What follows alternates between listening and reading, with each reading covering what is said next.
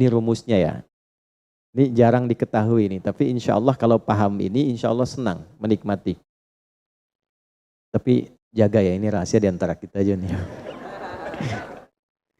Gini, dalam fikih rizki itu ada 3 hal yang pokok. 1, rizki itu akan diberikan. Rumusnya ya, akan diberikan saat ikhtiar kita keluar. Apapun jenisnya. Sudah jelas itu. Ya. Itu ada di Quran surah ke-51. Sudah? Di ayat 22. Wa fis samaa'i rizqukum wa ma tu'adun. Dan di langit telah ditetapkan kadar rizkimu. Dan dijanjikan oleh Allah pasti diberikan. Nah, kapan itu diberikan? Ketika ikhtiar kita keluar.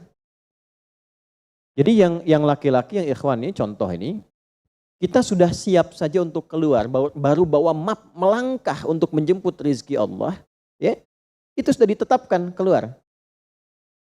Cuma sampainya kapan kita terima, nanti ada aturan lagi yang mengikat.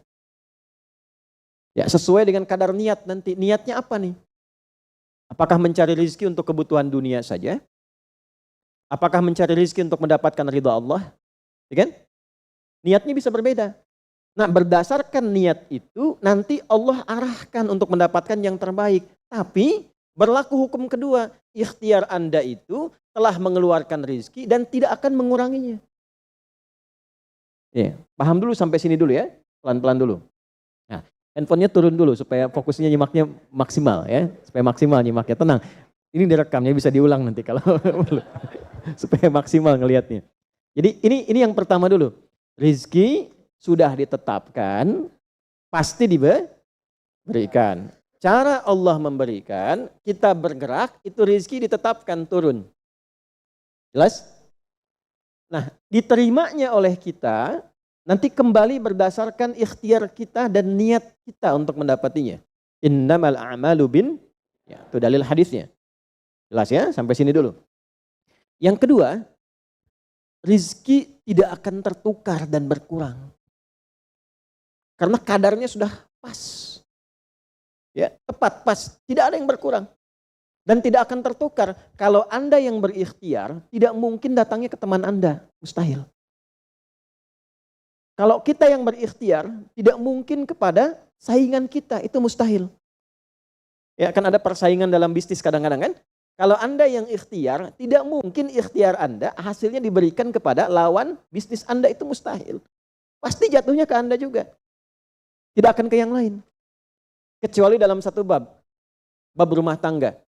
Ya, usaha ayah kadang diberikan rizkinya mengalir kepada anak, atau usaha anak akan mengalir kemudian dampaknya kepada orang tuanya. Itu sudah rumus. Ya, awas hati-hati. Jadi kalau Anda ingin mudah berkehidupan ke depan, didik anak dekat dengan Allah. Ketika anak itu jadi baik, keberkahan pada anak itu akan menular kepada kedua orang tuanya. Ya, Bapak Ibu pengen haji, nabung banyak, belum berangkat, sudah antrian panjang. Itu kan? Tapi tiba-tiba ada orang yang tetangga anaknya penghafal Quran 30 juz, dapat hadiah haji, orang tuanya ikut, bapaknya ikut, ibunya ikut, gurunya ikut. Tuh. Ya, jadi nanti ada 2 ayat di dalam Al-Quran yang menjamin usaha orang tua mengalir ke anak, usaha anak mengalir kepada kedua orang tua. Babnya keluarkan kalau ingin mudah. Nah, yang ketiga, nanti saya urutkan di papan tulis supaya memudahkan itu. Yang ketiga, ini yang paling penting untuk disadari, urut dulu ya. 1, rizki telah ditetapkan untuk diberikan sepanjang kita mau berikhtiar untuk menjemputnya. 2, rizki tidak akan berkurang dan tidak akan tertukar. Baik ya? Jelas sampai sini? Nah, ketiga, ini yang paling penting. Fokus ini dengan baik. Rizki akan ditentukan keberkahannya berdasarkan nilai keimanan seorang hamba. Catat ya. Rizki akan ditentukan kadar keberkahannya. Saya bicara berkah dulu tuh. Berdasarkan kadar keimanan seorang hamba. Yang ketiga ini kaidah khusus yang membedakan antara beriman dengan belum beriman. Sebab kita bisa bertanya kepada Allah, ya Allah, saya sudah beriman. ada hambamu belum beriman. Apa yang membedakan iman saya dengan hambamu yang belum beriman terkait dengan persoalan rizki. Maka turun nanti ada ayat tentang rizki yang dikaitkan dengan iman. Sekarang kita praktekkan pelan-pelan. Ada rizki. Ada yang namanya rizki? Ada ya. Nah ini ya. Ini bab tentang Anda nih. 1. Pasti diberikan sesuai kadar ikhtiar. Lalu, ya? 2. Sifatnya tidak tertukar. Ya, putri boleh tertukar, ada menteri yang tertukar, tapi tidak ada rezeki yang tertukar ya. Tidak tertukar sesuai dengan niat. Rizki nggak butuh alamat ya Pak. Udah begitu dapat langsung diberikan. Karena malaikat tuh kalau sudah turunkan nggak mungkin salah alamat tuh. Udah tercatat semua itu. Ya. 3. Kadar iman menentukan keberkahan satu rizki. Keberkahan rizki. Ini 3 ini. Ya. Ya, pelan-pelan. Ya, cara memahaminya bagaimana? Kalau ada yang bergerak, itu pasti rezeki diperintahkan ya untuk diturunkan. Tapi sekali lagi tadi, apakah itu akan langsung diterima atau nanti diakumulasikan, dikumpulkan? Yang dengan pengumpulan itu di titik tertentu Allah berikan. Jadi kalau Anda misalnya belum dapat hari ini, belum dapat hari besok, sepekan nyari nggak dapat-dapat. Tiba-tiba bulan yang ketiga dapat dan gajinya begitu besar tawarannya. Bahkan belum mulai udah dikasih ya pesangon misalnya untuk uang muka banyak sekali. Nah, cara memahaminya bagaimana? Bukan berarti ketika Anda dapat di situ besar. Itu akumulasi kumpulan yang telah dikumpulkan dari ikhtiar Anda sejak awal. Paham nggak sampai sini? Paham ya? Nah, kenapa ada hukum demikian? Masuk ke sini dulu nih. Ya, saya mau tanya sebentar. Bapak Ibu, yang para ayah dulu ya, laki-laki lah terutama. Kalau mencari rizki dalam konteks bekerja ya, untuk materi. Karena rizki itu nanti ada ketenangan, anak-anak, keturunan itu rizki juga. Dalam konteks mencari materi, untuk makan, untuk minum dan sebagainya, saya tanya, untuk memenuhi kebutuhan hidup atau untuk mencari ridho Allah? Udah jujur aja, nggak usah. Bahas sini dulu. Udah, wajahnya nampak kok ini. Saya tanya, untuk kebutuhan hidup atau mencari ridha Allah? Nah, ini nomor 1. Nggak mau kalah dua-duanya. Ridha Allah. Ini sekedar dunia. Pelan-pelan ya. Ketika Anda mencari rizki hanya untuk dunia, maka yang berlaku hukum dunia. Ya. Semakin Anda bekerja keras, semakin Anda dapat. Semakin Anda kreatif, semakin mudah dapat. Ya, semakin pintar, semakin mudah dapatnya. Di sini tidak berlaku masalah iman. Karena semua sama, Allah tetapkan hukum dunia. Siapa yang bekerja keras, siapa yang mau kreatif, siapa yang punya inovasi, siapa yang makin pintar, mudah dia mendapatkan dunia. Ada ilmu menambah, dunia dapat. Man arada dunya, kata Imam Syafi'i, fa'alaihi bil ilmi. Siapa yang ingin menguasai dunia, dengan ilmu bisa dapat. Ini. Jadi ada ilmu kreativitas, ada serius, sungguh-sungguh. Kerja yang serius, sungguh-sungguh. Itu kan? Di Tiongkok itu, kalau datang ke satu tempat, ketukin tiap pintu, nawarin barang. Ya, barang ditawarin, 1, 2, 3, 4, saking seriusnya. Orang mengerjakan apa, dia cari yang lain. Pernah dulu ada orang bukan muslim ke Saudi, mampir ke Jeddah hanya untuk lihat jemaah haji itu beli apa. Setelah itu dia pulang ke Tiongkok, ke Cina, ya. Musim berikutnya itu made in China. Semua buatan Cina tuh, yang tasbih Cina, yang sajadah Cina, dan harganya jauh di atas harga-harga standar. Gitu tuh. Jadi kalau misalnya orang serius, sungguh-sungguh kreatif, inovasinya ada, bisa buat sesuatu yang orang lain nggak buat, dia bisa sukses. Hukum dunia. Gitu. Tapi semua apa yang didapatkan pun untuk memenuhi kebutuhan dunia saja. Nafsu ada di situ, persaingan ada di situ, ya, popularitas ada di situ. Makanya orang-orang yang kerjanya orientasi dunia itu pada umumnya, pada umumnya apa yang didapatkan hanya untuk memenuhi kebutuhan nafsunya saja. Selesai sampai sini. Nafsu itu kan nggak berhenti. Makanya perlombaannya berapa banyak? Ayo siapa yang duluan dapat 10 triliun? Siapa yang duluan dapat 20 triliun? Dunia. Dan nggak akan berhenti. Begitu dapat pengen nambah lagi. Dapat pengen nambah lagi. Walaupun yang dipakai mungkin tidak sampai ke situ. Sekarang saya tanya Anda ya. Mengumpulkan sesuatu yang tidak Anda gunakan bermanfaat tidak? Ya.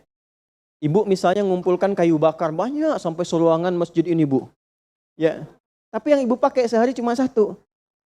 Ya, dikumpulin 1, 2, penuh, tapi yang dipakai 1. Tapi nggak pernah puas melihat pengen lagi, sampai 10 masjid kayu dikumpulkan.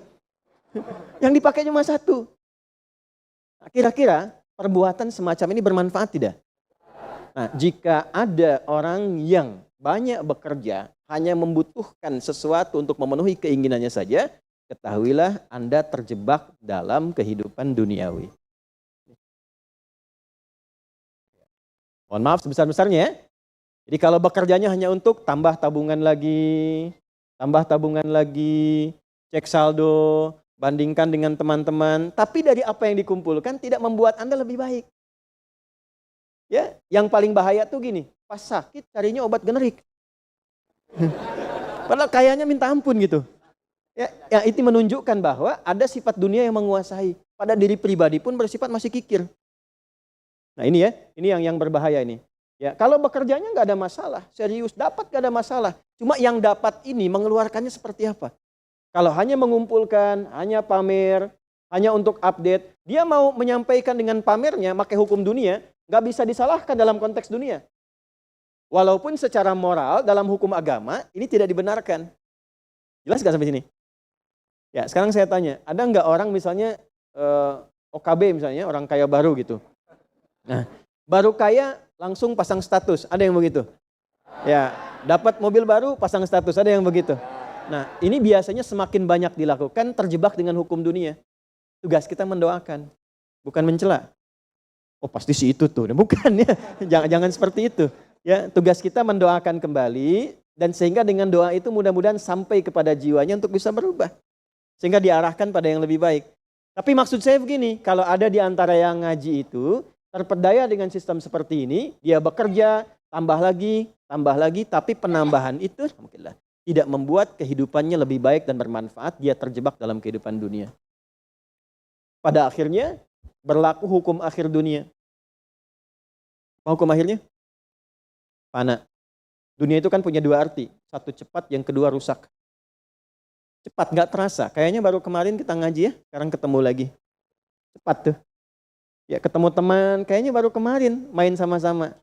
Ternyata sekarang udah punya cucu 4 gitu. Ya? Itu dunia tuh. Itu hukum dunia, cepat. Ya, cepat. Yang kedua rusak.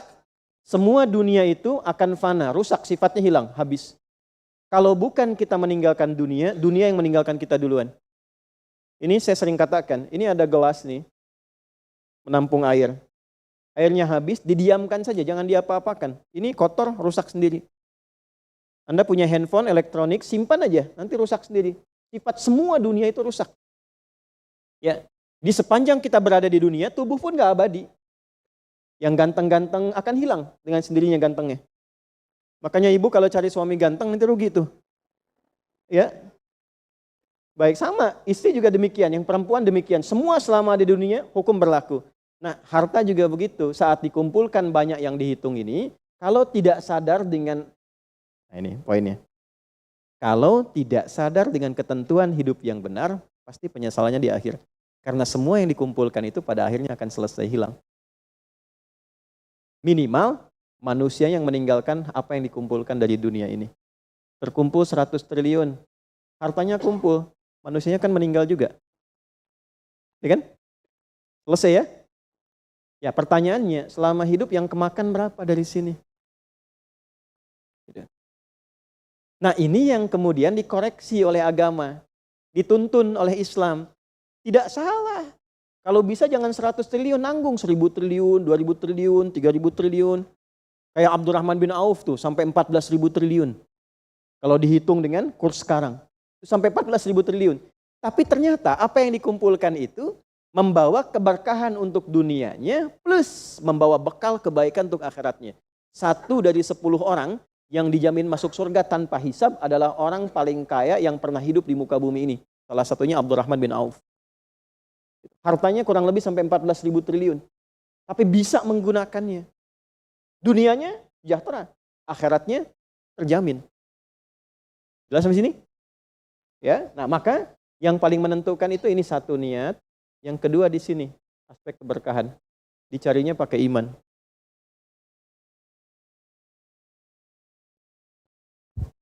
Maka niatkan yang pertama, upayakan setiap pencarian itu gunakan fungsi imannya untuk mencari ridha Allah. Maka ayatnya akan pindah ke ayat 172.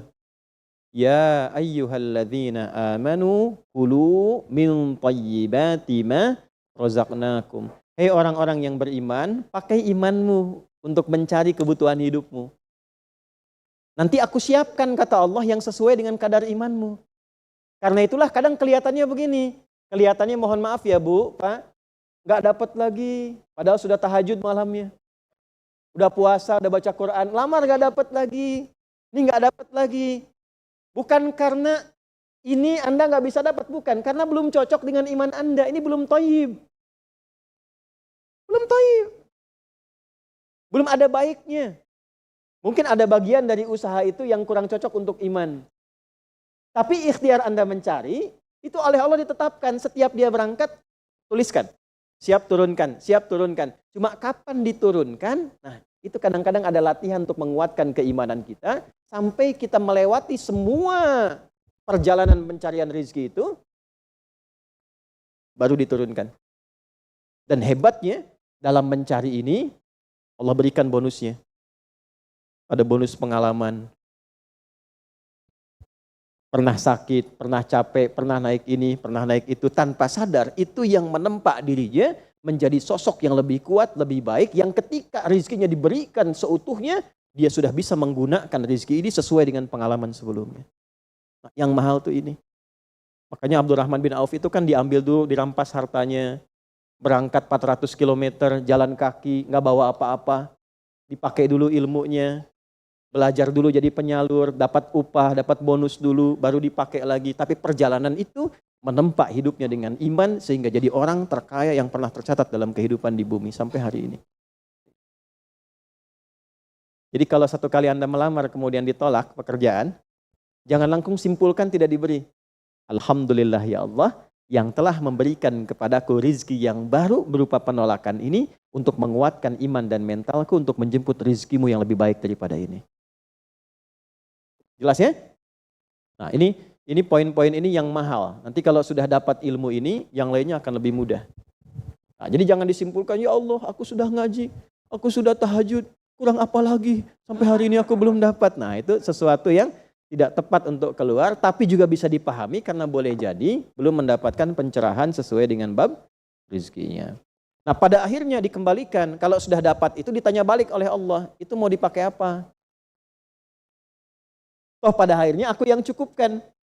Ya, falyanzuril insanu ila ta'amih. Yang pertama kebutuhan makan kita pastikan dengan baik. Allah yang kasih, masa digunakannya untuk mencari yang tidak baik? Jelas?